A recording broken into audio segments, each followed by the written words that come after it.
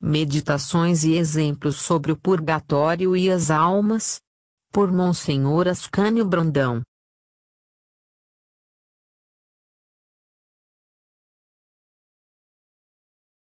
Dia 1º de novembro, o mês das almas. Novembro é um mês consagrado pela nossa devoção ao sufrágio das almas do purgatório. Ainda estamos no mês do Rosário, porque Sua Santidade Leão XIII, quando estendeu a toda a Igreja o mês do Rosário, quis que a Rainha das Devoções a Maria fosse compreendida na devoção dos fiéis como a devoção que une as três igrejas. Vai o mês do Rosário até 2 de novembro, para que o tesouro da Rainha das Devoções Marianas possa beneficiar a Igreja padecente. Novembro é dedicado ao culto dos mortos, à devoção às almas do purgatório. De 1º a 30 deste mês, vamos relembrar nossos deveres de justiça e de caridade para com nossos defuntos. Vamos sufragar-lhes as pobres almas que estão sofrendo no purgatório. Como é bela e utilíssima esta devoção! Nos 2 primeiros dias, unidos à Mãe Santíssima do Rosário, comecemos devota e fervorosamente o mês das almas. Mês da saudade e mês do sufrágio. A Igreja nos dá cada ano alguns meses destinados a incentivar algumas devoções. Março, o mês do querido patriarca São José. Maio, o belo mês de Maria. Cantamos o louvor de Nossa Senhora e estimulamos nosso amor e devoção à Mãe de Deus e Nossa Mãe. Junho traz-nos a piedade do Coração Santíssimo de Jesus. É o mês do fervor, do amor daquele coração que tanto ama os homens, mês de reparação. Outubro, o belo mês do Rosário pelo qual a Igreja quer incentivar nós fiéis, zelo e amor pela Rainha das Devoções a Maria. Finalmente, aí vem novembro, o mês das almas. Por que em novembro? Outubro veio a ser o mês do Rosário porque nele está a festa da Virgem do Rosário. Em novembro temos a festa da Comunhão dos Santos e o Dias dos Mortos. Que mês seria mais próprio para o mês dos mortos, o mês das almas do purgatório? Vamos, pois, incentivar nossa devoção, direi melhor, nossa compaixão pelas almas sofredoras. Neste mês meditemos, rezemos, soframos, façamos tudo o que nos seja possível para que o purgatório receba mais sufrágios e para que as lições deste dogma terrível e consolador a um tempo, nos aproveitem bem. Tenhamos compaixão das pobres almas. Se soubéssemos o que elas padecem. Se tivermos uma fé mais viva, sentiremos a necessidade de fazermos tudo ao nosso alcance para que este mês seja rico de boas obras, rico de preces fervorosas e sobretudo de santas missas, e indulgências em favor do purgatório. Neste mês podemos lucrar ricas indulgências.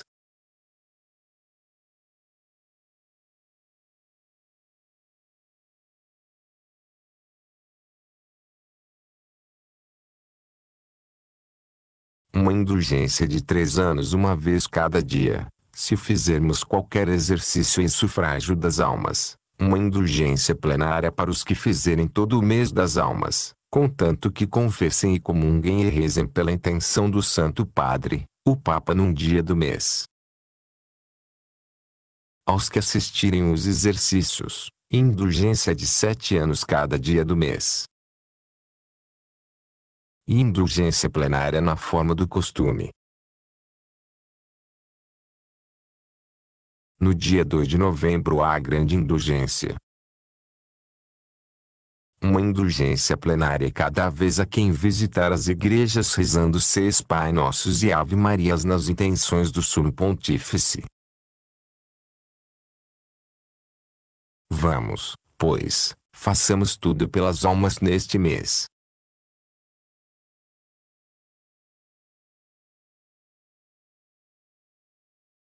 O dogma da comunhão dos santos. Rezamos no credo, creio na comunhão dos santos. Quanta gente não pergunta curiosa, porque o ignora. Que vem a ser comunhão dos santos. Antes de começarmos a meditar nestes dias de novembro o dogma do purgatório, Emister, no dia de todos os santos, no dia em que a Igreja vive o dogma da comunhão dos santos, lembrarmos o que ele é e as riquezas espirituais que nos traz. É o dogma da solidariedade dos fiéis. Santos, são os cristãos na graça de Deus. Os primeiros cristãos eram assim chamados. Santos, são os justos no céu, os que se salvaram e estão na posse de Deus. Santos, são os justos que padecem no purgatório. Não são verdadeiramente santas aquelas almas confirmadas na graça e à espera da eterna visão do céu. Pois comunhão ou comunicação é a união dos fiéis da terra, do céu e do purgatório. Formam eles as 3 igrejas. A igreja militante, somos nós os que combatemos neste mundo. A igreja triunfante, os fiéis já no céu no triunfo eterno da glória. E a igreja padecente, os fiéis que se purificam nas chamas do purgatório. Todos são membros de Cristo. Todos formam o corpo místico de Cristo, nossa cabeça. Estamos todos unidos em Jesus Cristo como os membros unidos à cabeça. Que sublime doutrina! Cristo nosso Senhor é glorificado no céu pelos membros triunfantes, sofre no purgatório nos seus membros padecentes, luta conosco neste mundo com os membros militantes. Pois com esta doutrina admirável do corpo místico, podemos nos auxiliar, uns aos outros nesta sublime solidariedade em Cristo e por Cristo. As almas do purgatório já não podem mais merecer, dependem de nós os que ainda temos à nossa disposição os tesouros da redenção e os méritos de Cristo. Podemos ajudá-las, podemos socorrê-las e dependem de nós. Por sua vez os santos do céu juntos de Deus, na posse da eterna felicidade podem nos valer nesta vida, podem interceder por nós.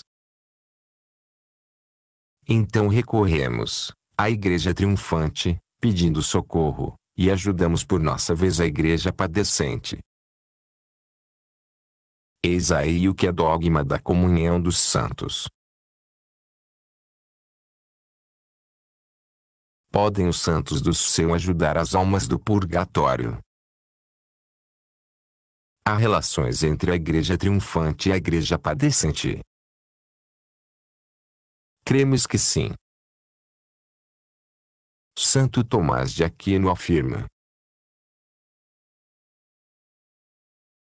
Muitos autores o ensinam. Os santos não podem merecer no céu como nós aqui na terra. Portanto, satisfazer pelas almas não podem, mas pedir, e interceder por elas. Muitos teólogos o afirmam com muito fundamento. E demais, há uma oração da Igreja que nos autoriza esta crença. Ei-la. Ó Deus, que perdoais aos pecadores e que desejais a salvação dos homens, imploramos a vossa clemência por intercessão da bem-aventurada Maria sempre Virgem de todos os santos, em favor de nossos irmãos, parentes e benfeitores que saíram deste mundo, a fim de que alcancem a bem-aventurança eterna.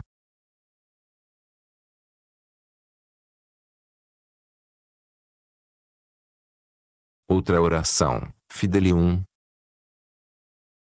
Repete a mesma súplica. Os primeiros cristãos sepultavam os mortos junto do túmulo dos santos para lhes implorar a intercessão. Podemos, pois, crer que os santos, não como nós, mas intercedendo e pedindo, podem ajudar o purgatório.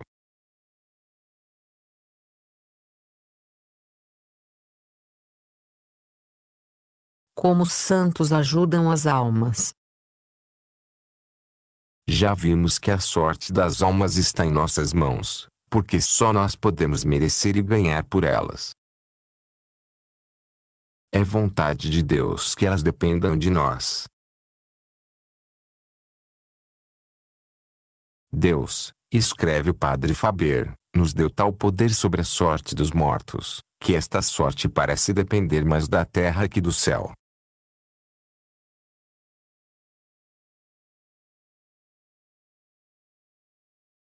Somos nós os salvadores e auxiliadores das almas do purgatório.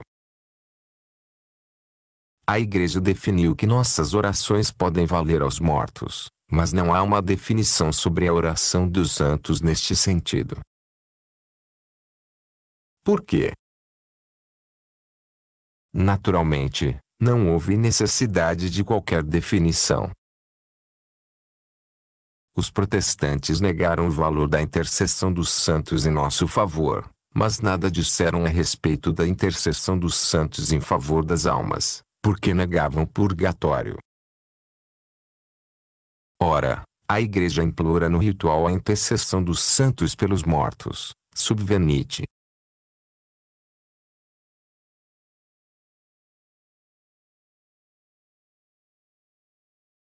Santos do céu, vinde em seu auxílio, anjos do céu, vinde, recebei a sua alma.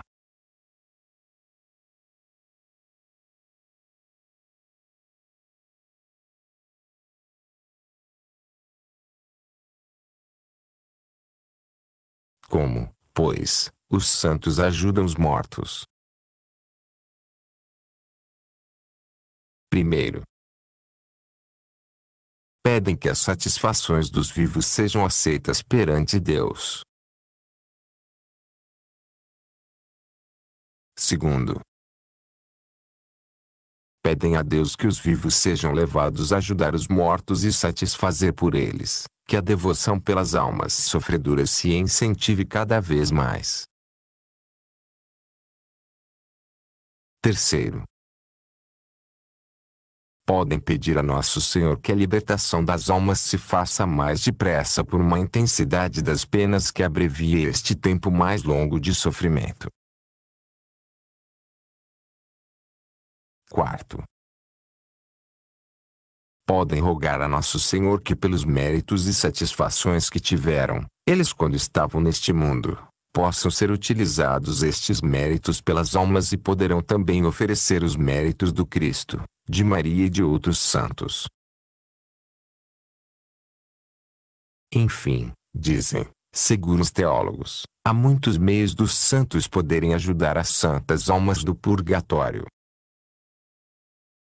Esta crença é muito antiga na Igreja. Encontramo-la nos monumentos, as devoções populares de séculos, e é já tradicional na devoção de todo o mundo católico, recorrer à intercessão dos santos em favor das almas do purgatório. No dia de Todos os Santos a Igreja nos convida a meditar na grandeza e no poder da santidade. Mostra-nos os modelos e pede-nos que os imitemos. Glorifica os eleitos na beleza da sua liturgia, cantando o triunfo dos seus filhos no céu. Depois, ao cair da tarde, já se ouvem dobrar os sinos, já nas vésperas tudo se muda. Após as vésperas festivas de Todos os Santos, vem o luto e o ofício dos defuntos. Sucedem-se os misereres e os de profundis. É a vez da Igreja padecente. Nestes 2 dias, 1 e 2 de novembro, vivemos o dogma da comunhão dos santos. As três igrejas unidas, orando, e numa admirável comunicação de graças e de méritos e de sufrágios. Este dia, dizia o venerável Ollier, é talvez o maior dia da liturgia da Igreja para os fiéis. É o dia do Cristo total, do Cristo unido a nós, do corpo místico de Cristo, cabeça das três igrejas. Como podemos utilizar a intercessão dos santos em favor das almas? Certamente, não há dúvida alguma, eles na glória podem interceder por nós e nos protegerem. Pois utilizemos esta intercessão em favor das almas. Que eles nos ajudem a ajudar as almas. Que nos inspirem muita compaixão e devoção pelas almas, que nos façam anjos de caridade das benditas almas sofredoras. Eis como os santos podem ajudar as almas. Exemplo. A obra expiatória de Montlegeon publicou com aprovação da autoridade eclesiástica o seguinte fato. No mês de setembro de 1870, uma religiosa do Mosteiro das Irmãs Redentoristas de Malines, na Bélgica, sentiu repentinamente uma profunda tristeza que não a deixava dia e noite. A pobre Soror Maria Serafina do Sagrado Coração tornou-se um enigma para si própria e comunidade. Pouco depois, chega a notícia da morte do pai da boa irmã, nos campos de combate. Desde este dia, a religiosa começou a ouvir gemidos angustiosos e uma voz que lhe diz sempre: Minha filha querida, tem piedade de mim. Tem piedade de mim. No dia 4 de outubro, novos tormentos para a irmã e uma dor de cabeça insuportável. No dia 14 à noite, ao deitar-se, viu ela entre a cama e a parede da cela o pai cercado de chamas e imerso numa tristeza profunda. Não pôde reter um grito de dor e de espanto.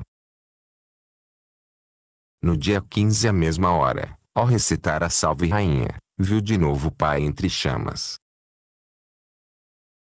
A esta vista, perguntou a irmã ao pai se havia ele cometido alguma injustiça nos seus negócios. Não, responde ele, não cometi injustiça alguma. Sofro pelas minhas impaciências contínuas e outras faltas que não te posso dizer. No dia 27, nova aparição. Desta vez não estava cercado de chamas. Queixou-se de que não era aliviado porque não rezaram bastante por ele. Meu pai, não sabes que nós religiosas não podemos rezar o dia todo, temos os trabalhos da regra? Eu não peço isto, diz ele, quero que apliquem por minhas intenções as indulgências. Se não me ajudares, eu te hei de atormentar. Deus o permitiu. Oh! Minha filha, lembra-te que te ofereceste a Nosso Senhor como vítima. Eis a consequência. Olha, olha, minha filha, esta cisterna cheia de fogo em que estou mergulhado. Somos aqui centenas. Oh! Se soubessem o que é o purgatório, haviam de sofrer tudo, tudo para evitar e para aliviar as almas que lá estão cativas. Deves ser uma religiosa muito santa, minha filha, e observar bem a santa regra, ainda nos pontos mais insignificantes. O purgatório das religiosas, oh! É uma coisa terrível, filha. Soror Maria Serafina viu, realmente, uma cisterna em chamas donde saíam nuvens negras de fumo. E o pai desapareceu como que abrasado, sufocado horrorosamente, sedento, a abrir a boca mostrando a língua ressequida. Tenho sede, minha filha, tenho sede. No dia seguinte a mesma aparição dolorosa. Minha filha, há muito tempo que eu não te vejo. Meu pai, ontem mesmo.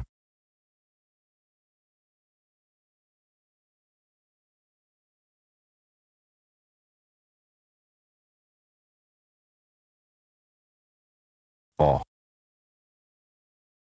Parece-me uma eternidade.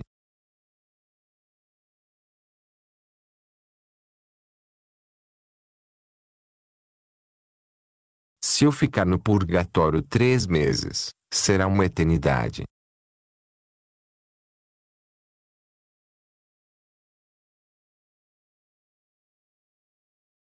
Estava condenado a diversos anos, mas devo a Nossa Senhora, que intercedeu por mim, ficar reduzida a pena a alguns meses apenas. Esta graça de poder vir pedir orações, o bom homem alcançou pelas suas boas obras, pois era extremamente caridoso e devoto de Maria. Comungava em todas as festas da Virgem e ajudou muito na fundação de uma casa de caridade das Irmãzinhos dos Pobres da Diocese. Soror Maria Serafina fez diversas perguntas ao pai. As almas do purgatório conhecem os que rezam por elas e podem rezar por nós? Sim, minha filha. Estas almas sofrem ao saberem que Deus é ofendido no meio de suas famílias e no mundo. Sim. A irmã, orientada pelo seu confessor e pela superiora, continuou a interrogar o pai. É verdade, meu pai, que todos os tormentos da terra e dos mártires estão muito abaixo do sofrimento do purgatório. Sim, minha filha, é bem verdade tudo isso.